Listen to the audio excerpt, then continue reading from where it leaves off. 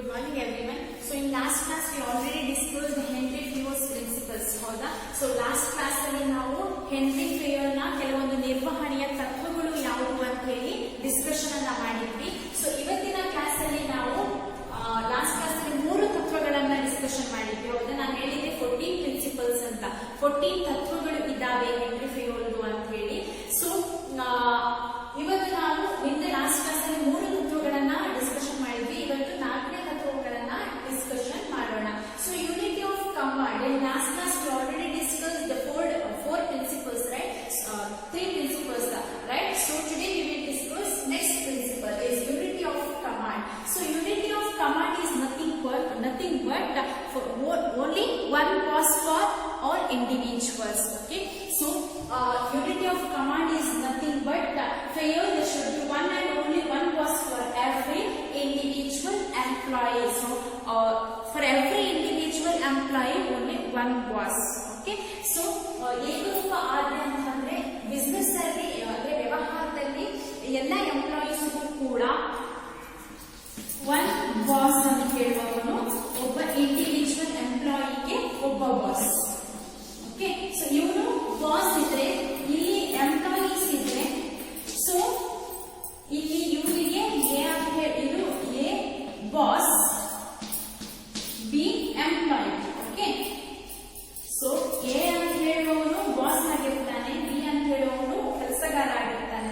So A ಒಬ್ಬ boss ಒಬ್ಬ individual ಎಂಪ್ಲಾಯಿಗೆ ಒಬ್ಬ ಬಾಸ್ ಇದ್ದಾಗ ಏನಾಗುತ್ತೆ, ಅವರು ಆ ಬಾಸ್ ಹೇಳುವಂತ ಕೆಲಸವನ್ನ ಇವರು ಕೇಳ್ತಾರೆ, ಅದನ್ನೇ ಮಾಡ್ತಾರೆ. ಹೌದಾ? ಸೊ ಅದೇ ಇಬ್ರಿಬ್ರು ಬಾಸ್ ಇದ್ರೆ two or more boss. So ಇಬ್ರು ಬಾಸ್ ಇದ್ರೆ ಸೊ ಎಗೆ ಇಬ್ರು ಬಿಗೆ ಇಬ್ರು ಬಾಸ್ ಇರ್ತಾರೆ. ಸೊ ಆಟೋಮೆಟಿಕಲಿ ಏನಾಗುತ್ತೆ, ಈಗ ಬಿಗೆ ಕನ್ಫ್ಯೂಷನ್ ಆಗತ್ತೆ. ನಾನು ಯಾರು ಹೇಳಿರೋ ಕೆಲಸವನ್ನ ಮಾಡಬೇಕು, ಎ ಒಂದ್ ಕೆಲಸ ಹೇಳ್ತಾನೆ, ಬಿ ಒಂದ್ ಕೆಲಸ ಸಿ ಇಸ್ ಎಂಪ್ಲಾಯಿ, ಎ ಒಂದು ಕೆಲಸ ಹೇಳ್ತಾನೆ, ಬಿ ಒಂದು ಕೆಲಸ ಹೇಳ್ತಾನೆ. ಈಗ ಸಿ ಯಾವುದನ್ನ ಫಾಲೋ ಮಾಡಬೇಕು, ಯಾವ ಬಾಸ್ ಹೇಳೋದನ್ನ ಫಾಲೋ ಮಾಡಬೇಕು ಅಂತ ಅವರಿಗೆ ಕನ್ಫ್ಯೂಷನ್ ಆಗತ್ತೆ. ಹೌದಾ?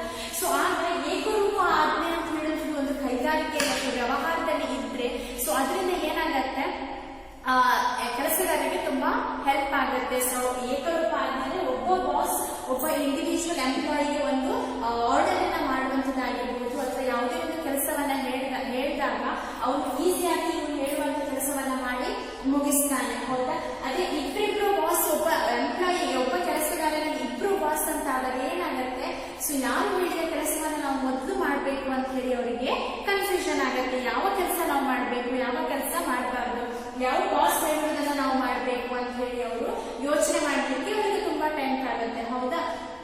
ಸೊ ಅದೇ ಒಬ್ಬ ಕೆಲಸಗಾರನಿಗೆ ಒಬ್ಬ ಇಂಡಿವಿಜುವಲ್ ಎಂಪ್ಲಾಯಿ ಬಾಸ್ ಇದ್ದಾಗ, ಒಬ್ಬ ಕೆಲಸಗಾರನಿಗೆ ಒಬ್ಬ ಬಾಸ್ ಇದ್ದಾಗ ಈಸಿಯಾಗಿ ಅವನು ಏನ್ ಹೇಳ್ತಾನೆ ಆ ಕೆಲಸವನ್ನ ಕೆಲಸಗಾರ ಮಾಡಿ ಮುಗಿಸ್ತಾನೆ. ಹೌದಾ? ಸೊ ಆದಷ್ಟು ಕಡಿಮೆ ಸಮಯದಲ್ಲಿ ಮತ್ತು ಕಡಿಮೆ ವೆಚ್ಚದಲ್ಲಿ ಅವನು ಒಂದು ಪ್ರಾಡಕ್ಟ್ ಅನ್ನು ಉತ್ಪಾದಿಸಲಿಕ್ಕೆ ಸಹಾಯ ಆಗತ್ತೆ. ಸೊ ಅದೇ 2-3 ಜನ ಬಾಸ್ ಇದ್ದಾಗ ಕೆಲಸಗಾರನಿಗೆ ಏನಾಗತ್ತೆ, ಯಾರು ಹೇಳಿರೋ ಯಾವ ಬಾಸ್ ಹೇಳಿರೋ ಕೆಲಸನ ನಾನು ಮೊದಲು ಮಾಡಬೇಕು, ಮತ್ತೆ ಅವನಿಗೆ ಕೆಲಸ ಕೂಡ ಆಗ ಜಾಸ್ತಿ ಆಗೋಗುತ್ತೆ, ಸಮಯ ಕೂಡ ಜಾಸ್ತಿ ಆಗುತ್ತೆ, ಹಾಗೇನೆ ವೆಚ್ಚ ಕೂಡ ಜಾಸ್ತಿ ಆಗುತ್ತೆ, ಮತ್ತು ಕೆಲಸಗಾರನಿಗೂ ಕೂಡ ಯಾರು ಹೇಳಿರೋ ಕೆಲಸನ ಮೊದಲು ಮಾಡಬೇಕು ಅಂತ ಹೇಳಿ ಗೊತ್ತಾಗಲ್ಲ, ಅವನಿಗೆ ಕನ್ಫ್ಯೂಷನ್ ಆಗುತ್ತೆ, ಯಾರು ಹೇಳಿರೋದನ್ನ ನಾನು ಮೊದಲು ಮಾಡಬೇಕು ಕೆಲಸನ ಅಂತ. ಸೊ ಯಾವಾಗ ಒಂದು ಕೈಗಾರಿಕೆಯಲ್ಲಿ ಏಕರೂಪ ಆಜ್ಞೆ ಇರುತ್ತೋ ಸೊ ಆಗ ನಾವು ಕಡಿಮೆ ಸಮಯದಲ್ಲಿ ಕಡಿಮೆ ವೆಚ್ಚದಲ್ಲಿ ಒಂದು ಒಳ್ಳೆಯ ಪ್ರಾಡಕ್ಟ್ ಅನ್ನು ಉತ್ಪಾದಿಸಲಿಕ್ಕೆ ಸಹಾಯ ಆಗುತ್ತೆ ಅಂತ ಹೇಳಿ ಹೆನ್ರಿ ಫೇಯೋಲ್ ಅವನ ತತ್ವದಲ್ಲಿ ಹೇಳ್ತಾನೆ. ಹೆನ್ರಿ ಫೇಯೋಲ್ನ ನಿರ್ವಹಣೆಯ ತತ್ವದಲ್ಲಿ ಏಕರೂಪ ಆಜ್ಞೆಯನ್ನು ನಾವು ಅಳವಡಿಸಿಕೊಳ್ಬೇಕು ಅಂತ ಹೇಳ್ತಾನೆ ಒಂದು ಕೈಗಾರಿಕೆಯಲ್ಲಿ. ಇದರಿಂದ ಕೆಲಸಗಾರನಿಗೆ ಈಸಿಯಾಗಿ ಕೆಲಸವನ್ನ ಮಾಡಲಿಕ್ಕೆ ಸಹಾಯ ಆಗುತ್ತೆ. ಒಬ್ಬ ಬಾಸ್ ಅವನಿಗೆ ಆಜ್ಞೆಯನ್ನು ಕೊಡೋದ್ರಿಂದ ಏಕರೂಪದ ಆಜ್ಞೆ ಇರುವಲ್ಲಿ ಕೆಲಸಗಾರನಿಗೆ ತುಂಬಾ ಸುಲಭವಾಗಿ ಒಂದು ಕೆಲಸವನ್ನ ಕಡಿಮೆ ಸಮಯದಲ್ಲಿ ಮತ್ತು ಕಡಿಮೆ ವೆಚ್ಚದಲ್ಲಿ ಪೂರ್ಣಗೊಳಿಸಲಿಕ್ಕೆ ಸಾಧ್ಯ ಅಂತ ಹೇಳಿ ಹೆನ್ರಿ ಫೇಯೋಲ್ ಹೇಳ್ತಾನೆ. So unity of command is nothing but only one boss for one individual employee. So when in that time what happened, the one boss will give one suggestion to the employee, means he will easily do that work. Suppose more than one boss, one or two boss will give suggestion for only one employee, the two boss will give any work, means the employees will be confused. more time as well as it takes more cost, right? So in that purpose, Henry Fayol is saying that unity of command is required for all industry or management. So next principle is unity of direction.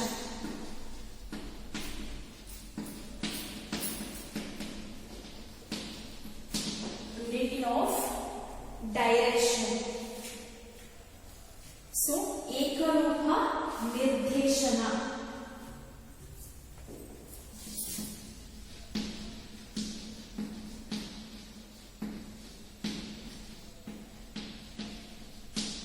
ಏಕರೂಪ ನಿರ್ದೇಶನ. So henry ಫೇಯೋಲ್ನ ತತ್ವದಲ್ಲಿ ನಿರ್ಮಾಣ ತತ್ವದಲ್ಲಿ ಅವನು ಹೇಳ್ತಾನೆ, ಒಂದು ಕೈಗಾರಿಕೆಯಲ್ಲಿ ಏಕರೂಪದ ಒಂದು ನಿರ್ದೇಶನ ಇರಬೇಕು, ಯೂನಿಟಿ ಆಫ್ ಡೈರೆಕ್ಷನ್ ಅಂತ ಹೇಳುವಂಥದ್ದು ಇರಬೇಕು. Means one head one plan. Okay, so unity of direction it says that one head for one plan. Okay, so ಒಂದು ಗುಂಪು ಒಬ್ಬ ಮುಖ್ಯಸ್ಥ ಮತ್ತು ಒಂದು ಯೋಜನೆಯನ್ನ ಹೊಂದಿರಬೇಕು ಅಂತ ಹೇಳಿ. ಸೊ ಪ್ರತಿಯೊಂದು ಗುಂಪಲ್ಲೂ ಕೂಡ ಒಬ್ಬ ಮುಖ್ಯಸ್ಥ ಇರಬೇಕು ಮತ್ತು ಒಂದು ಯೋಜನೆಯನ್ನ ಅವರು ಹೊಂದಿರಬೇಕು. ಸೊ ಒಬ್ಬ ಮುಖ್ಯಸ್ಥ ಇರ್ತಾನೆ, ತುಂಬಾ ಯೋಜನೆಯನ್ನ ಹೊಂದ್ರೆ, ತುಂಬಾ ಪ್ಲಾನಿಂಗ್ ಇದ್ರೆ ಅವರಿಗೆ ಡಿಫಿಕಲ್ಟ್ ಆಗುತ್ತೆ. ಹೌದಾ, ಒಂದು ಯೋಜನೆಯನ್ನ ಪೂರ್ಣಗೊಳಿಸಲಿಕ್ಕೆ ತುಂಬಾ ಸಮಯ ಬೇಕಾಗುತ್ತೆ. ಸೊ ಅವ್ರಿಗೆ ತುಂಬಾ ಯೋಜನೆಗಳಿದ್ರೆ ಏನಾಗುತ್ತೆ, ಆಟೋಮೆಟಿಕ್ಲಿ ನಾವು ಯಾವ ಯೋಜನೆಯನ್ನ ಮಾಡಬೇಕು ಅಂತ ಹೇಳಿ ಯೋಚಿಸಬೇಕಾಗತ್ತೆ. ಸೊ ಒಂದು ಮುಖ್ಯಸ್ಥನಿಗೆ ಒಂದು ಯೋಜನೆ ಇದ್ದಾಗ ಅದನ್ನ ಕಡಿಮೆ ಸಮಯದಲ್ಲಿ ಅವರು ಕಡಿಮೆ ವೆಚ್ಚದಲ್ಲಿ ಮುಗಿಸಲಿಕ್ಕೆ ಸಾಧ್ಯ ಅಂತ ಹೇಳಿ ಹೆನ್ರಿ ಫೇಯೋಲ್ ಆತನ ನಿರ್ವಹಣೆಯ ತತ್ವದಲ್ಲಿ ಅವನು ಹೇಳ್ತಾನೆ. So unity of direction is one head and one plan. So unity of direction and coordinations. So it will be one of the principle of Henry Fayol's principles. So unity of direction is nothing but the one plan, one head have one plan. So ಒಬ್ಬ ಮುಖ್ಯಸ್ಥನಿಗೆ ಒಂದು ಯೋಜನೆ ಅಂತ ಹೇಳುವಂಥದ್ದು ಇರಬೇಕು. So ತುಂಬಾ ಯೋಜನೆ ಅವನ ಹತ್ರ ಇದ್ರೆ ಅವನು ಮೊದಲು ಯಾವ ಯೋಜನೆಯನ್ನ ಕಂಪ್ಲೀಟ್ ಮಾಡುದು, ನೆಕ್ಸ್ಟ್ ಯಾವ ಯೋಜನೆಯನ್ನ ಕಂಪ್ಲೀಟ್ ಮಾಡುದು. ಸೊ ಅವನಿಗೆ ಸಮಯ ತಾಗುತ್ತೆ, ಇದನ್ನ ಯೋಚಿಸ್ಲಿಕ್ಕೆ ಸಮಯ ತಾಗುತ್ತೆ. ಅದೇ ರೀತಿ ಆ ಯೋಜನೆಯನ್ನ ಪೂರ್ಣಗೊಳಿಸಲಿಕ್ಕೂ ಕೂಡ ತುಂಬಾ ಸಮಯ ಬೇಕಾಗುತ್ತೆ. ಒಂದು ಯೋಜನೆಯನ್ನ ಪೂರ್ಣಗೊಳಿಸಬೇಕಂತ ಅದಕ್ಕೆ ತುಂಬಾ ವೆಚ್ಚ ಕೂಡ ಬೇಕಾಗತ್ತೆ, ಹೌದಾ, ಕಾಸ್ಟ್ ಕೂಡ ಬೇಕಾಗತ್ತೆ. ಸೊ ಒಂದು ಕೆಲಸವನ್ನ ಪೂರ್ಣಗೊಳಿಸಬೇಕಾದ್ರೆ ತುಂಬಾ ಸಮಯ ಮತ್ತು ತುಂಬಾ ವೆಚ್ಚ ಬೇಕಾಗುತ್ತೆ. ಯಾವಾಗ ತುಂಬಾ ಯೋಜನೆ ಒಬ್ಬ ಮುಖ್ಯಸ್ಥನಲ್ಲಿ ಇದ್ದಾಗ, ಅದೇ ಒಬ್ಬ ಮುಖ್ಯಸ್ಥನಲ್ಲಿ ಒಂದು ಯೋಜನೆ ಇದೆ, ಒಂದು ಪ್ಲಾನ್ ಇದೆ. ಸೊ ಆಗ ಏನಾಗತ್ತೆ, ಆ ಪ್ಲಾನ್ ಅನ್ನ ಈಸಿಯಾಗಿ ಕಡಿಮೆ ಸಮಯದಲ್ಲಿ ಮತ್ತು ಕಡಿಮೆ ವೆಚ್ಚದಲ್ಲಿ ಪೂರ್ಣಗೊಳಿಸಲಿಕ್ಕೆ ಸಾಧ್ಯ ಅಂತ ಹೇಳಿ ಹೆನ್ರಿ ಫೇಯೋಲ್ ಅವನ ತತ್ವದಲ್ಲಿ, ನಿರ್ವಹಣಾ ತತ್ವದಲ್ಲಿ ಹೇಳ್ತಾನೆ. So next one is subordination of individual interest to general interest. So subordination of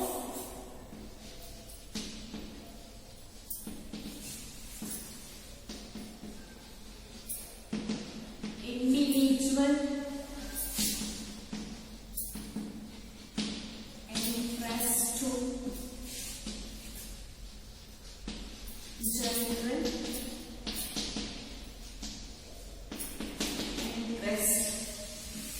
subordination of individual interest to general interest. So ವೈಯಕ್ತಿಕ ಆಸಕ್ತಿಯನ್ನು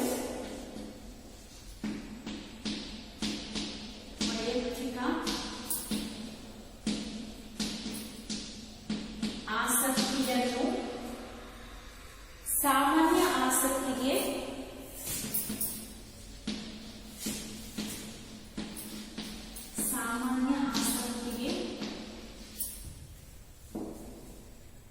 ಅಧೀನಗೊಳಿಸುವುದು.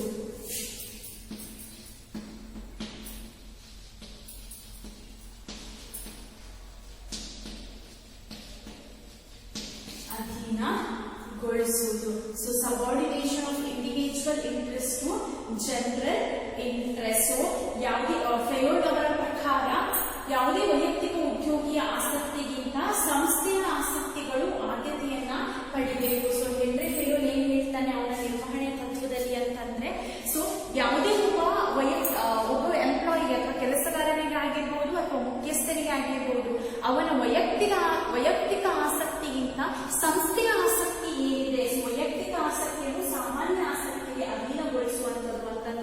ಅವನ ವೈಯಕ್ತಿಕ ಆಸಕ್ತಿಯನ್ನು ಸಂಸ್ಥೆಯ ಆಸಕ್ತಿ ಮೇಲೆ ಯಾವುದೇ ರೀತಿ ಹೇರಬಾರ್ದು. ಅಂದ್ರೆ ಅವನು ಸಂಸ್ಥೆಯ ಆಸಕ್ತಿ ಏನಿದೆ ಅದನ್ನೇ ಅವನು ಫಾಲೋ ಮಾಡಬೇಕಾಗುತ್ತೆ. ಸೊ ವೈಯಕ್ತಿಕ ಆಸಕ್ತಿಯನ್ನ ವೈಯಕ್ತಿಕ ಉದ್ಯೋಗಿ ಆಸಕ್ತಿಗಿಂತ ಸಂಸ್ಥೆಯ ಆಸಕ್ತಿ ಏನಿದೆ ಅದಕ್ಕೆ ಜಾಸ್ತಿ ಆದಂತ ಒಂದು ಆದ್ಯತೆಯನ್ನ ಕೊಡಬೇಕು ಅಂತ ಹೇಳಿ ಹೆನ್ರಿ ಫಿಯೋಲ್ ಅವನ ನಿರ್ವಹಣೆಯ ತತ್ವದಲ್ಲಿ ಹೇಳ್ತಾನೆ. ಸೊ ಒಬ್ಬ ಕೆಲಸಗಾರ ಆಗಿರ್ಬೋದು, ಒಬ್ಬ ಮುಖ್ಯಸ್ಥ ಆಗಿರ್ಬೋದು, ಅವನ ವೈಯಕ್ತಿಕ ಆಸಕ್ತಿಗಿಂತ ಕಂಪನಿಯ ಏನಿದೆ ಸಂಸ್ಥೆಯ ಆಸಕ್ತಿ ಏನಿದೆ ಆ ಆಸಕ್ತಿಗೆ ನಾವು ಜಾಸ್ತಿ ಆದ್ಯತೆಯನ್ನ ಕೊಡಬೇಕು ಅಂತ ಹೇಳಿ ಹೆನ್ರಿ ಫಿಯೋಲ್ ಹೇಳ್ತಾನೆ. ಸೊ ನಮ್ಮ ಆಸಕ್ತಿ ಏನಿದೆ, ನಾವು ಒಂದು ಸಂಸ್ಥೆಗೆ ಸೇರಿದ ಮೇಲೆ ಸೊ ನಮ್ಮ ಆಸಕ್ತಿ ಏನಿದೆ, ಸೊ ನಾವೆಲ್ಲರೂ ಅನ್ಕೊಳ್ತೀವಿ ನಮ್ಗೆ ಜಾಸ್ತಿ ಸಂಬಳ ಬೇಕು ಅಂತ ಹೇಳಿ, ಹೌದಾ? ಸೊ ಹಾಗೆ ಕಂಪನಿ ಏನ್ ಅನ್ಕೊಳ್ಳುತ್ತೆ, ಸೊ ನಮ್ಗೆ ಜಾಸ್ತಿ ಕಡಿಮೆ ಸಮಯದಲ್ಲಿ ಕಡಿಮೆ ವೆಚ್ಚದಲ್ಲಿ ಜಾಸ್ತಿ ಕೆಲಸ ಮಾಡಿಕೊಡುವಂತ ಕೆಲಸಗಾರರು ಬೇಕಂತ ಹೇಳಿ ಕಂಪನಿ ಅನ್ಕೊಳ್ಳುತ್ತೆ, ಹೌದಾ? ಸೊ ಅದನ್ನ ಬಿಟ್ಟು ನಾವು ನಮ್ಮ ಆಸಕ್ತಿಯನ್ನ ಬಿಟ್ಟು, ನಮ್ಮ ಆಸಕ್ತಿ ಏನಿದೆ ನಮ್ಗೆ ಜಾಸ್ತಿ ಸಂಬಳ ಬೇಕು, ಸೊ ನಮ್ಮ ಆಸಕ್ತಿಯನ್ನ ನಾವು ಬಿಟ್ಟು ಕಂಪನಿ ಆಸಕ್ತಿ ಏನಿದೆ ಕಂಪನಿನ ಜಾಸ್ತಿ ಪ್ರಾಫಿಟ್ ಲಾಭವನ್ನ ಪಡ್ಕೊಳ್ಳುವಂತದ್ದಾಗಿರ್ಬೋದು, ಅಥವಾ ಕಂಪನಿಯಲ್ಲಿ ಜಾಸ್ತಿ ಉತ್ಪಾದಕತೆಯನ್ನ ಅಂದ್ರೆ ಪ್ರೊಡಕ್ಷನ್ ಅನ್ನ ಜಾಸ್ತಿ ಮಾಡುವಂಥದ್ದು, ಉತ್ಪಾದಿಸುವಂತ ಉತ್ಪಾದಕತೆ ಅಂತ ಹೇಳುವಂಥದ್ದು ಜಾಸ್ತಿ ಮಾಡುವಂಥದ್ದು ಒಂದು ಕೈಗಾರಿಕೆಯ ಒಂದು ಏಮ್ ಆಗಿರುತ್ತೆ, ಹೌದಾ? ಗುರಿ ಆಗಿರುತ್ತೆ, ಹೌದಾ? ಜಾಸ್ತಿ ಹಣ ಲಾಭವನ್ನ ಪಡೆಯುವಂಥದ್ದು, ಅದೇ ರೀತಿ ಜಾಸ್ತಿ ಪ್ರೊಡಕ್ಷನ್ ಅನ್ನ ಉತ್ಪಾದಿಸುವಂಥದ್ದು ಒಬ್ಬ ವ್ಯವಸ್ಥಾಪಕನ ಒಂದು ಗುರಿಯಾಗಿರುತ್ತೆ. ಸೊ ನಾವು ನಮ್ಮ ಆಸಕ್ತಿಯನ್ನ ಬಿಟ್ಟು ಸಂಸ್ಥೆಯ ಆಸಕ್ತಿ ಏನಿದೆ ಅದಕ್ಕೆ ಜಾಸ್ತಿ ಆದಂತ ಒಂದು ಆದ್ಯತೆಯನ್ನ ಕೊಡಬೇಕು ಅಂತ ಹೇಳಿ ಹೆನ್ರಿ ಫಿಯೋಲ್ ಹೇಳ್ತಾನೆ. ಸೊ ಯಾವಾಗ ನಾವು ನಮ್ಮ ಆಸಕ್ತಿಗಿಂತ, ನಮ್ಮ ವೈಯಕ್ತಿಕ ಆಸಕ್ತಿಗಿಂತ ಸಂಸ್ಥೆಯ ಆಸಕ್ತಿಯ ಬಗ್ಗೆ ಜಾಸ್ತಿ ಗಮನ ಕೊಡ್ತೀವೋ ಅಥವಾ ಅದಕ್ಕೆ ಜಾಸ್ತಿ ಆದ್ಯತೆಯನ್ನ ಕೊಡ್ತೇವೋ, ಆಗ ಕಂಪನಿ ಅಂತ ಹೇಳುವಂಥದ್ದು ಅದರ ಗುರಿಯನ್ನ ಸಾಧಿಸಲಿಕ್ಕೆ ಸಾಧ್ಯ ಆಗತ್ತೆ. ಸೊ ನಾವು ಜಾಸ್ತಿ ಕೆಲಸ ಮಾಡಿದ್ವಿ, ನಾವು ನಮ್ಮ ಒಂದು ಆಸಕ್ತಿಯನ್ನ ವೈಯಕ್ತಿಕ ಆಸಕ್ತಿಯನ್ನ ಬಿಟ್ಟು ನಾವು ಜಾಸ್ತಿ ಕೆಲಸ ಮಾಡಿದೀವಿ ಅಂತಂದ್ರೆ ಏನಾಗತ್ತೆ, ಆಟೋಮೆಟಿಕಲಿ ಕಂಪನಿಯ ಒಂದು ಪ್ರೊಡಕ್ಷನ್ ಅಂತ ಹೇಳುವಂಥದ್ದು ಜಾಸ್ತಿ ಆಗತ್ತೆ, ಹೌದಾ? ಸೊ ಕಂಪನಿಯ ಪ್ರೊಡಕ್ಷನ್ ಜಾಸ್ತಿ ಆಯ್ತು ಅಂತಂದ್ರೆ ಕಂಪನಿಯ ಪ್ರಾಫಿಟ್ ಕೂಡ, ಸೇಲ್ಸ್ ಜಾಸ್ತಿ ಆಗುತ್ತೆ, ಪ್ರಾಫಿಟ್ ಕೂಡ ಜಾಸ್ತಿ ಆಗುತ್ತೆ. ಸೊ ಈಸಿಲಿ ಕಂಪನಿ ತನ್ನ ಗುರಿಯನ್ನ ಮುಟ್ಲಿಕ್ಕೆ ಸಾಧ್ಯ ಅಂತ ಹೇಳಿ ಹೆನ್ರಿ ಫಿಯೋಲ್ ಅವನ ನಿರ್ವಹಣೆಯ ತತ್ವದಲ್ಲಿ ಹೇಳ್ತಾನೆ. ಸೊ ಒಬ್ಬ ವೈಯಕ್ತಿಕ ಯಾವುದೇ ಒಬ್ಬ ಕೆಲಸಗಾರ ಆಗಿರಬಹುದು, ಅವನ ವೈಯಕ್ತಿಕ ಆಸಕ್ತಿ ಅಂತ ಹೇಳುವಂಥದ್ದು ಜಾಸ್ತಿ ಸಂಬಳ ಪಡ್ಕೋಬೇಕು, ಸ್ಯಾಲರಿ ಜಾಸ್ತಿ ಪಡ್ಕೋಬೇಕು ಅಂತ ಹೇಳಿ. ಸೊ ಯಾವಾಗ ಆ ಒಂದು ಕಾನ್ಸೆಪ್ಟ್ ಅನ್ನ ಬಿಟ್ಟು, ಸೊ ಆ ಒಂದು ಆಸಕ್ತಿಯನ್ನ ಬಿಟ್ಟು ನಾವು ಚೆನ್ನಾಗಿ ಕೆಲಸ ಮಾಡಬೇಕು ಒಂದು ಸಂಸ್ಥೆಗೆ ಅಂತ ಅನ್ಕೊಂಡಾಗ ಆಟೋಮೆಟಿಕಲಿ ನಾವು ಜಾಸ್ತಿ ನಮ್ಮ ಕೆಲಸದ ಕಡೆಗೆ ಕಾನ್ಸಂಟ್ರೇಷನ್ ಅನ್ನ ಮಾಡ್ತೀವಿ, ಹೌದಾ? ಸೊ ಆಟೋಮೆಟಿಕಲಿ ಕಂಪನಿಯ ಒಂದು ಡೆವಲಪ್ಮೆಂಟ್ ಅಂತ ಹೇಳುವಂಥದ್ದು ಸಾಧ್ಯ ಆಗತ್ತೆ, ಕಂಪನಿ ತನ್ನ ಗುರಿಯನ್ನ ಮುಟ್ಲಿಕ್ಕೆ ನಮ್ಮಿಂದ ಸಾಧ್ಯ ಆಗುತ್ತೆ. ಸೊ ಹೆನ್ರಿ ಫಿಯೋಲ್ ಹೇಳ್ತಾನೆ, ಅದಕ್ಕಾಗಿ ಯಾವುದೇ ಒಂದು ಕೆಲಸಗಾರ ಇರಬಹುದು, ಆತನ ವೈಯಕ್ತಿಕ ಆಸಕ್ತಿಯನ್ನ ಆತ ಬಿಟ್ಟು ಒಂದು ಕಂಪನಿಯ ಆಸಕ್ತಿಗೆ, ಸಂಸ್ಥೆಯ ಆಸಕ್ತಿಗೆ ಜಾಸ್ತಿ ಆದ್ಯತೆಯನ್ನ ಕೊಟ್ಟಾಗ ಆ ಸಂಸ್ಥೆ ಅಂತ ಹೇಳುವಂಥದ್ದು ಒಳ್ಳೆಯ ಒಂದು ಗುರಿಯನ್ನ ಮುಟ್ಲಿಕ್ಕೆ ಸಾಧ್ಯ ಅಂತ ಹೇಳಿ ಹೆನ್ರಿ ಫಿಯೋಲ್ ಆತನ ಒಂದು ತತ್ವದಲ್ಲಿ ಹೇಳ್ತಾನೆ. So subordination of individual interest to general interest. So each individual in an organization or in an organization, the different employees are there, number of employees are there, right? So each individual, their interest is to earn more salary, right? So when they will leave that intention or aspects, after that their intention is to they have the interest to produce more and more products, means automatically the organization production will be increases, right? So when their production will be increases, they will earn more profit, the industry will reach their game, right? So every individual interest is to earn more salary within a time or less time of the time will be less. So within a time limit they will earn more profit, less time they will earn more profit. Their intention means employees interest, but the organization interest means they want to increase their production in less time, right? So they want to increase their production in less time. The employees intention is to earn more salary in a less period of time. So when the individual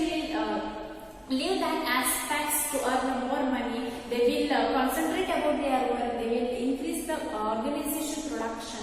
So automatically the organization will reach their goal. So ಯಾವಾಗ ಒಬ್ಬ ಕೆಲಸಗಾರ ಅವನ ವೈಯಕ್ತಿಕ ಆಸಕ್ತಿಯನ್ನ ಬಿಟ್ಟು ಒಂದು ಸಂಸ್ಥೆಯ ಆಸಕ್ತಿಯ ಕಡೆಗೆ ಆದ್ಯತೆಯನ್ನ ಕೊಡ್ತಾನೋ, ತನ್ನ ಸಂಬಳವನ್ನ ಮಾತ್ರ ಯೋಚಿಸದೆ ಅವನು ಒಂದು ಸಂಸ್ಥೆಯ ಒಳ್ಳೆ ಕೆಲಸವನ್ನ ಮಾಡಲಿಕ್ಕೆ ಸಹಕಾರ ಮಾಡ್ತಾನೋ, ಆಗ ಆ ಸಂಸ್ಥೆ ಅಂತ ಹೇಳುವಂಥದ್ದು ಸಕ್ಸಸ್ಫುಲ್ ಆಗಲಿಕ್ಕೆ ಸಾಧ್ಯ, ಅದರ ಗುರಿಯನ್ನ ತಲುಪಲಿಕ್ಕೆ ಸಾಧ್ಯ ಅಂತ ಹೇಳಿ ಹೆನ್ರಿ ಫೆಯೋಲ್ ಅವನ ತತ್ವದಲ್ಲಿ ಹೇಳ್ತಾನೆ. So next seventh point is remuneration of employees. Remuneration of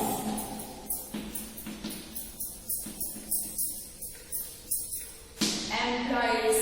So ನೌಕರರ ಒಂದು ಸಂಭಾವನೆ ಅಂತ ಹೇಳುವಂಥದ್ದು.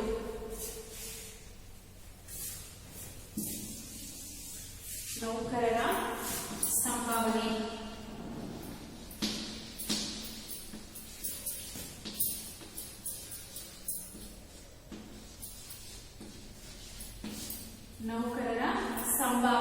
ಸೊ ಕೆಲಸಗಾರರು ಒಂದು ಸಂಸ್ಥೆಯಲ್ಲಿ ಕೆಲಸ ಮಾಡ್ತಿದ್ದಾರೆ, ಹಾರ್ಡ್ ವರ್ಕ್ ಮಾಡ್ತಾ ಇದ್ದಾರೆ.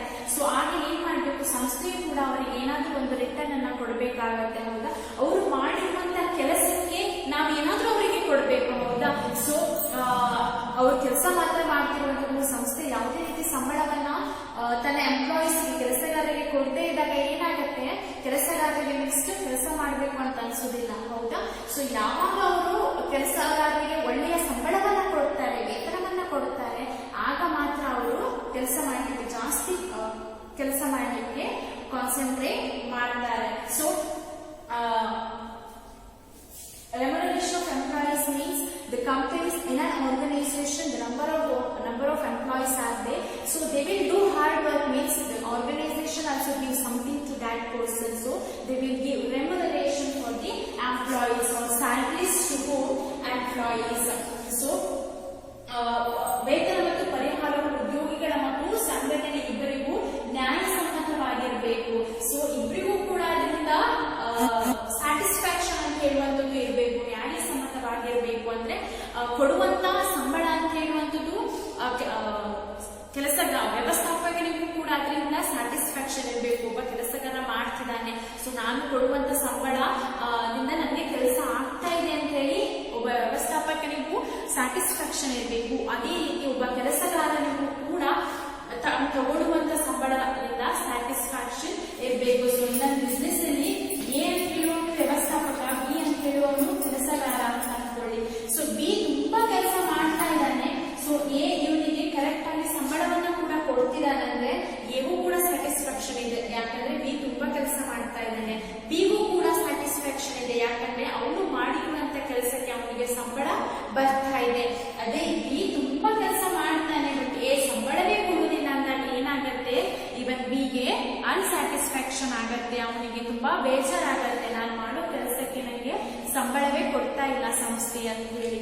ಸೊ ಯಾವುದೇ ಒಂದು ಸಂಸ್ಥೆ ಆಗಿರ್ಬೋದು, ಆ ಸಂಸ್ಥೆಯಲ್ಲಿ ಅವರು ಅಲ್ಲಿರುವಂತ ಕೆಲಸಗಾರರು ಮಾಡುವಂತ ಕೆಲಸಕ್ಕೆ ಆ ಸಂಸ್ಥೆ ಅಂತ ಹೇಳುವಂಥದ್ದು ಒಂದು ಸ್ಯಾಟಿಸ್ಫ್ಯಾಕ್ಷನ್ ಅನ್ನ ಕೊಡ್ಬೇಕಾಗತ್ತೆ ಎಂಪ್ಲಾಯೀಸ್ಗೆ. ಅಂದ್ರೆ ಕರೆಕ್ಟ್ ವೇತನವನ್ನ ಆ ಕೆಲಸಗಾರರಿಗೆ ಅವರಿಗೆ ಒಂದು ನ್ಯಾಯಸಮ್ಮತವಾದ ಒಂದು ವೇತನವನ್ನ ಕೊಡ್ಬೇಕಾಗತ್ತೆ. ಸೊ ಇದರಿಂದ ಎರಡು ಆಸ್ಪೆಕ್ಟ್ಸ್ ಇರ್ಬೋದು, ಅಂದ್ರೆ ಸಂಸ್ಥೆಗೂ ಕೂಡ ಮತ್ತು ಕೆಲಸಗಾರರಿಗೂ ಒಪ್ಪುವಂತ ಒಂದು ವೇತನವನ್ನ ಇಬ್ಬರಿಗೂ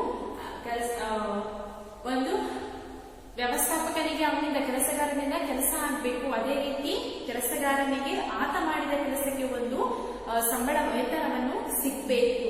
so remuneration of employees means when the employees will do the work, so in that time the employer duty is to give amounts to whom employees, right? So employees will do hard work means they want something, okay? So what they want? Salary. So employers is complete their task means do some work, right? So he will give some amounts to whom? Employees. Employees will do the work, so employer will give some amount to that particular person. So that is next one of the principles. So next principle is centralization and decentralization. Centralization and decentralization.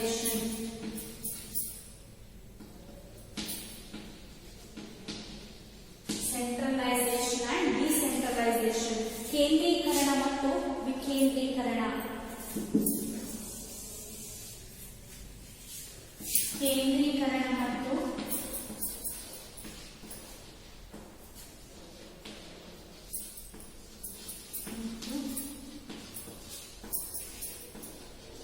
ವಿಕೇಂದ್ರೀಕರಣ. ಕೇಂದ್ರೀಕರಣ ಮತ್ತು ವಿಕೇಂದ್ರೀಕರಣ.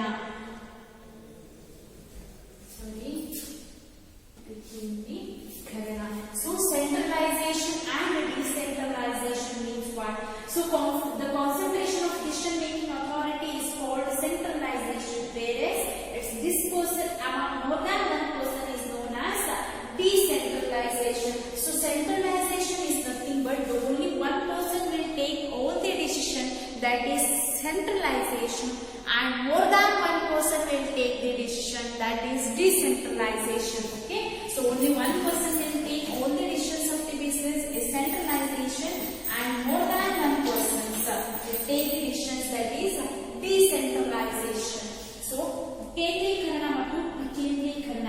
ನಿರ್ಧಾರ ತೆಗೆದುಕೊಳ್ಳುವ ಅಧಿಕಾರವು ಕೇಂದ್ರೀಕೃತವಾಗಿದ್ದರೆ ಅದನ್ನು ಕೇಂದ್ರೀಕರಣ ಅಂತ ಹೇಳಿ ಕರಿತೀವಿ. ಹಾಗೆ ಒಂದಕ್ಕಿಂತ ಹೆಚ್ಚು ಜನರಿಗೆ ಅದು ಹಂಚಿಕೆ ಆದರೆ ಅದನ್ನ ವಿಕೇಂದ್ರೀಕರಣ ಅಂತ ಕರಿತೀವಿ. ಕೇಂದ್ರೀಕರಣ ಅಂದ್ರೆ ಅಧಿಕಾರ ತಗೊಳ್ಳುವಂತ ಒಂದು ನಿರ್ಧಾರ ತಗೊಳ್ಳುವಂತದ್ದು ಒಂದು ಕೇಂದ್ರೀಕರಣ ಆಗಿದ್ರೆ ಅದನ್ನ ಕೇಂದ್ರೀಕರಣ ಅಂತ ಕರಿತೀವಿ. ಸೊ ಆ ನಿರ್ಧಾರ ತಗೊಳ್ಳುವಂತದ್ದು ಹಂಚಿಕೆಯಾಗಿ ಹೋದರೆ ಅದನ್ನು ನಾವು ವಿಕೇಂದ್ರೀಕರಣ ಅಂತ ಹೇಳಿ ಕರಿತೀವಿ. ಸೊ ಇಲ್ಲಿ ಮಾತ್ರ ಒಂದು ನಿರ್ಧಾರವನ್ನು ತಗೊಳ್ತಿದ್ದಾನೆ ಅಂದ್ರೆ ಅವನಲ್ಲಿ ಕೇಂದ್ರೀಕೃತವಾಗಿದೆ, ಹೌದಾ? ಸೊ ಅವನು ತಗೊಳ್ಳುವಂತ ನಿರ್ಧಾರ ಅವನಲ್ಲಿ ಕೇಂದ್ರೀಕೃತವಾಗಿದೆ, ಅದನ್ನ ನಾವು ಕೇಂದ್ರೀಕರಣ ಅಂತ ಕರಿತೀವಿ. ಸೊ ಇಲ್ಲಿ ಮತ್ತೆ ಇಬ್ರು ಒಂದು ನಿರ್ಧಾರವನ್ನ ಇಬ್ರು ನಡುವೆ ಹಂಚಿಕೆ ಆಗಿ ಹೋಗಿದೆ, ಹೌದಾ? ಸೊ ಆ ನಿರ್ಧಾರ ಅಂತದ್ದು ಇಬ್ಬರ ನಡುವೆ ಹಂಚಿಕೆ ಆಗಿ ಒಂದು ನಿರ್ಧಾರ ಬಂದಿರುವಂತದ್ದು, ಅದನ್ನ ನಾವು ವಿಕೇಂದ್ರೀಕರಣ ಅಂತ ಹೇಳಿ ಕರಿತೀವಿ. So in a management, decentralization and decentralization, so only one person will take any decisions in the business, so that will be called as centralization, and one and more persons, that decisions will be spread to one and more persons, so more than one person is called as decentralization. So ಒಂದು ನಿರ್ಧಾರವು ಕೇಂದ್ರೀಕೃತವಾಗಿದ್ದರೆ ಅದನ್ನು ನಾವು ಕೇಂದ್ರೀಕರಣ ಅಂತ, ಒಬ್ಬನಲ್ಲಿ ಕೇಂದ್ರೀಕರಣ ಆಗಿದ್ರೆ ಅದನ್ನ ನಾವು ಕೇಂದ್ರೀಕರಣ ಅಂತ ಹೇಳಿ ಕರಿತೀವಿ. ಒಂದು ನಿರ್ಧಾರ ಅಂತ ಹೇಳುವುದು ಒಬ್ಬನಲ್ಲಿ ಕೇಂದ್ರೀಕೃತವಾಗಿದ್ದರೆ, ಕೇಂದ್ರೀಕರಣ ಆಗಿದ್ರೆ ಅದನ್ನ ನಾವು ಕೇಂದ್ರೀಕರಣ ಅಂತ ಹೇಳಿ ಕರಿತೀವಿ.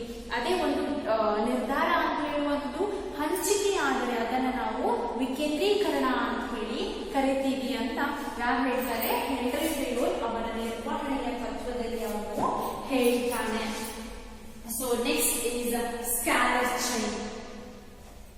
Scalar chain.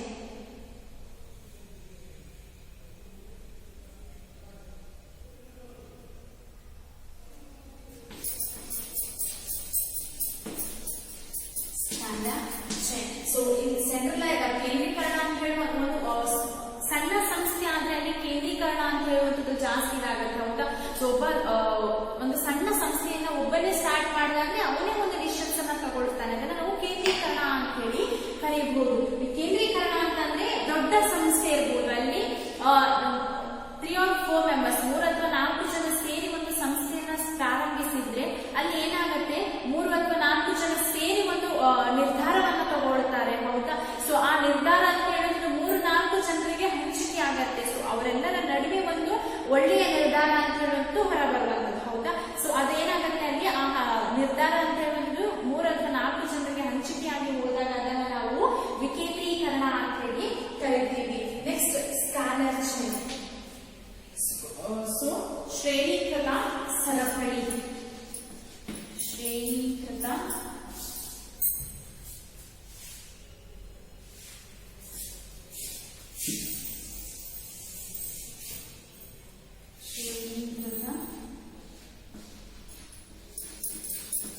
ಸರಪಳಿ.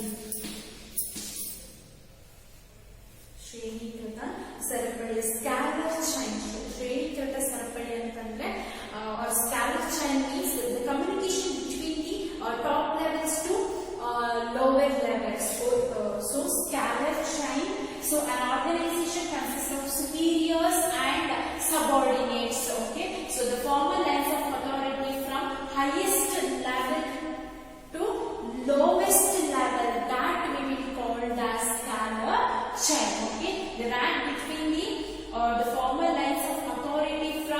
highest to lowest max, that we will call as scalar strength. The communication between highest to lowest level, that rank we will call as what?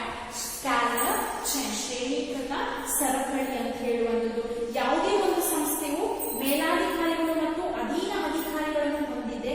ಅತ್ಯುನ್ನತ ಶ್ರೇಣಿಯಿಂದ ಅತ್ಯಂತ ಕೆಳಗಿನ ಶ್ರೇಣಿಗೆ ಔಪಚಾರಿಕ ಅಧಿಕಾರದ ಮಾರ್ಗವನ್ನು ನಾವು ಏನಂತ ಕರಿತೀವಿ? ಶ್ರೇಣೀಕೃತ ಸರಪಳಿ ಅಂತ ಹೇಳಿ ಕರಿತೀವಿ. ಹೌದಾ? ಯಾವುದೇ ಒಂದು ಸಂಸ್ಥೆ ಆಗಿರ್ಬೋದು, ಅಲ್ಲಿ ಮೇಲಾಧಿಕಾರಿಗಳು ಮತ್ತು ಅಧೀನ ಅಧಿಕಾರಿಗಳು ಅಂತ ಹೇಳಿ ಇರ್ತಾರೆ. ಹೌದಾ? ಒಬ್ಬರು ಮೇಲಾಧಿಕಾರಿಗಳು ಇರ್ತಾರೆ, ಸುಪೀರಿಯರ್ಸ್ ಅಂಡ್ ಸಬಾರ್ಡಿನೇಟ್ಸ್ ಅಂತ ಹೇಳುವವರು. ಸೊ ಒಬ್ಬರು ಮೇಲಾಧಿಕಾರಿಗಳು ಮತ್ತು ಅಧೀನ ಅಧಿಕಾರಿಗಳು ಇರ್ತಾರೆ. ಸೊ ಅವರ ನಡುವೆ ಆಗುವಂತ ಒಂದು ಕಮ್ಯುನಿಕೇಶನ್ಸ್. ಸೊ ಕೆಲಸಗಾರರು ಡೈರೆಕ್ಟ್ ಆಗಿ ಹೋಗಿ ಒಬ್ಬ ಮೇಲಾಧಿಕಾರಿಯನ್ನ ಮೀಟ್ ಆಗಲಿಕ್ಕೆ ಸಾಧ್ಯ ಇಲ್ಲ. ಅದರ ಮಧ್ಯೆ ಯಾರೆಲ್ಲ ಇದ್ದಾರೆ, ಸೊ ಅವರಿಗೆ ಅವರ ಒಂದು ಡಿಸಿಷನ್ಸ್ ಅನ್ನ ಹೇಳ್ತಾ ಅವರು ಮೇಲೆ ಹೋಗುವಂತದ್ದು. ಹೌದಾ? ಸೊ ಅದನ್ನ ನಾವು ಸ್ಕ್ಯಾಲರ್ ಚೈನ್ ಅಂತ ಹೇಳ್ತೀವಿ. ಅವರು ಒಂದು ಕಮ್ಯುನಿಕೇಶನ್ ಅಂತ ಹೇಳುವುದು ಸರಪಳಿಯಂತೆ ಇರುತ್ತೆ ಅಂತ ಹೇಳಿ ಹೆನ್ರಿ ಫೆಯಲ್ ಅವನ ನಿರ್ವಹಣೆಯ ತತ್ವದಲ್ಲಿ ಅವನು ಹೇಳ್ತಾನೆ. For example, take your own example. In your college, so ನಿಮ್ಮ ಕಾಲೇಜ್ ಅನ್ನ ತಗೊಳ್ಳಿ. ಸೊ ಇಲ್ಲಿ ಡೈರೆಕ್ಟರ್, ಚೇರ್ಮನ್ಸ್ ಇರ್ತಾರೆ, ಡೈರೆಕ್ಟರ್ ಇರ್ತಾರೆ, ಪ್ರಿನ್ಸಿಪಾಲ್ ಇರ್ತಾರೆ, ಲೆಕ್ಚರರ್ಸ್ ಇರ್ತಾರೆ, ಸೊ ಆಫೀಸ್ ವರ್ಕರ್ಸ್ ಇರ್ತಾರೆ, ಸ್ಟೂಡೆಂಟ್ಸ್. ಹೌದಾ? ನಿಮ್ಗೆ ಸ್ಟೂಡೆಂಟ್ಸ್ ಗೆ ಏನಾದ್ರು ಒಂದು ಡಿಸಿಷನ್ಸ್, ಏನಾದ್ರು ಒಂದು ಮಾತಾಡ್ಬೇಕು ಚೇರ್ಮನ್ ಅಂತಂದಾಗ ನೀವು ಡೈರೆಕ್ಟ್ ಆಗಿ ಚೇರ್ಮನ್ ಹತ್ರ ಮಾತಾಡ್ಲಿಕ್ಕೆ ಸಾಧ್ಯ ಇದೆಯಾ? ಇಲ್ಲ. ಸೊ ನೀವು ಮೊದಲಿಂದಾಗಿ ನಿಮ್ಮ ಲೆಕ್ಚರ್ಸ್ ಅನ್ನ ಕನ್ಸಲ್ಟ್ ಮಾಡಬೇಕು. ಸೊ ಅವ್ರ ಹತ್ರ ಹೇಳಿ, ಅವರು ಪ್ರಿನ್ಸಿಪಲ್ ಹೇಳ್ತಾರೆ, ಪ್ರಿನ್ಸಿಪಲ್ ಡೈರೆಕ್ಟರ್ ಹೇಳಿ, ಡೈರೆಕ್ಟರ್ ಚೇರ್ಮನ್ ಹೇಳಿ, ಮತ್ತೆ ನಿಮ್ಗೆ ನಿಮ್ಮ ಏನು ಪ್ರಾಬ್ಲಮ್ಸ್ ಇದೆ ಅಂತ ಅವರು ಇದರ ಥ್ರೂ ಆಗಿ ಮತ್ತೆ ನಿಮ್ಗೆ ಆ ಪ್ರಾಬ್ಲಮ್ಸ್ ಅನ್ನ ಅವರು ಸಾಲ್ವ್ ಮಾಡ್ತಾರೆ. ಸಪೋಸ್ ನಿಮ್ಗೆ ಎಮರ್ಜೆನ್ಸಿ ಇತ್ತಂದ್ರೆ ನೀವು ಡೈರೆಕ್ಟ್ ಆಗಿ ಹೇಳಿ ಚೇರ್ಮನ್ ಅನ್ನ ಮೀಟ್ ಆಗ್ಬೋದು. ಹೌದಾ? ಅದೇ ರೀತಿ ಸಂಸ್ಥೆಯಲ್ಲೂ ಕೂಡ ಒಂದು ವ್ಯವಸ್ಥಾಪಕ ಯಾರಿರ್ತಾರೆ, ಮೇಲೆ ಅಧಿಕಾರಿ ಯಾರಿರ್ತಾರೆ, ಅವರನ್ನ ಕೆಲಸಗಾರರು ಡೈರೆಕ್ಟ್ ಆಗಿ ಮೀಟ್ ಆಗ್ಲಿಕ್ಕೆ ಸಾಧ್ಯ ಇಲ್ಲ. ಸೊ ಅವರು ಒಂದು ಸರಪಳಿಯಿಂದ ಅವರ ಮೇಲೆ ಯಾರಿದ್ದಾರೆ, ಸೊ ಅವರ ಮೇಲೆ ಯಾರಿದ್ದಾರೆ, ಹೀಗೆ ಕಮ್ಯುನಿಕೇಶನ್ ಅನ್ನ ಮಾಡಿ ಅವರು ಅವರಿಗೆ ಏನೇ ಒಂದು ಮಾತಾಡಲಿಕ್ಕಿದ್ದು ಕೂಡ ಮೇಲಾಧಿಕಾರಿಗಳೊಂದಿಗೆ ಚರ್ಚೆಯನ್ನ ಮಾಡಬಹುದು. ಸೊ ಅಂತ ಎಮರ್ಜೆನ್ಸಿ ಇದೆ, ತುರ್ತು ಸಮಯದಲ್ಲಿ ಮಾತ್ರ ಅವರು ಡೈರೆಕ್ಟ್ ಆಗಿ ಮೇಲಾಧಿಕಾರಿಗಳನ್ನ ಮೀಟ್ ಆಗ್ಲಿಕ್ಕೆ ಸಾಧ್ಯ ಆಗುತ್ತೆ ಅಂತ ಹೇಳಿ. ಫಾರ್ ಎಕ್ಸಾಂಪಲ್,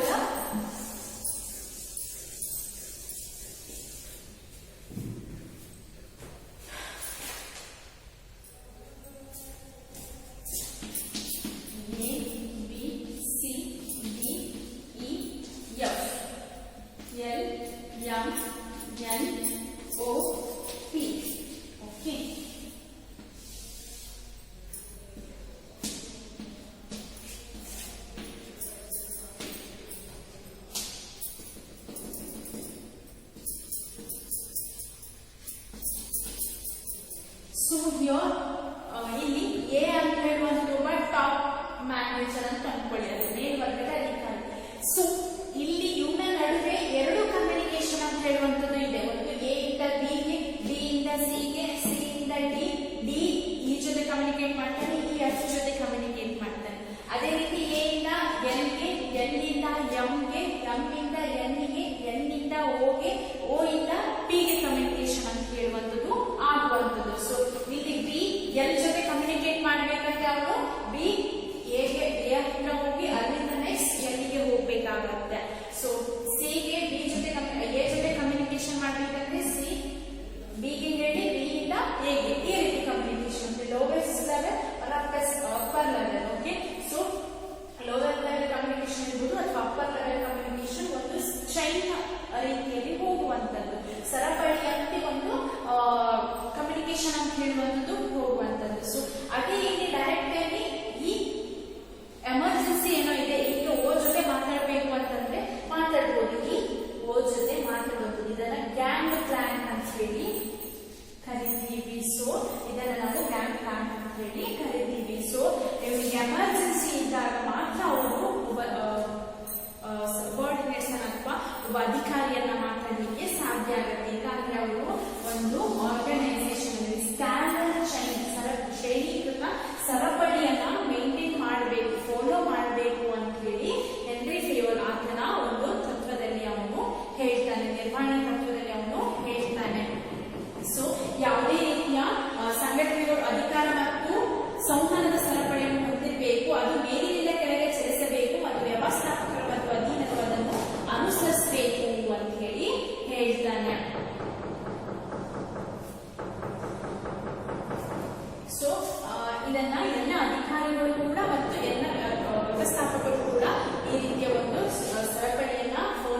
ಮಾಡಬೇಕು ಅಂತ ಹೇಳಿ ಹೇಳ್ತಾನೆ. ಎಮರ್ಜೆನ್ಸಿ ತುರ್ತು ಸಮಯದಲ್ಲಿ ಮಾತ್ರ ಅವರು ಡೈರೆಕ್ಟ್ ಆಗಿ ಅವರಿಗೆ ಬೇಕಾದವರನ್ನ ಮೀಟ್ ಆಗಲಿಕ್ಕೆ ಸಾಧ್ಯ, ಇಲ್ಲಾಂದ್ರೆ ಅವರು ಈ ರೀತಿಯ ಒಂದು ಸರಪಳಿಯನ್ನ ಫಾಲೋ ಮಾಡಬೇಕು ಅಂತ ಹೇಳಿ ಹೇಳ್ತಾನೆ. So this one scalar is in an organization superiors as well as subordinates are there. So superiors as well as subordinates or they will follow the scalar chain. So here A will communicate to B, B will communicate to C, C will communicate to D, D will communicate to E, E will communicate to F, right? So suppose D want to communicate A means he is not directly communicating with the help of C, with the help of B. After that only he will communicate to A. Suppose here E will communicate to O in emergency purpose, he will communicate, he need to communicate O means he will communicate, but that is called gang plan, that is only for emergency purpose, that will be applicable in the organization or management. So these are our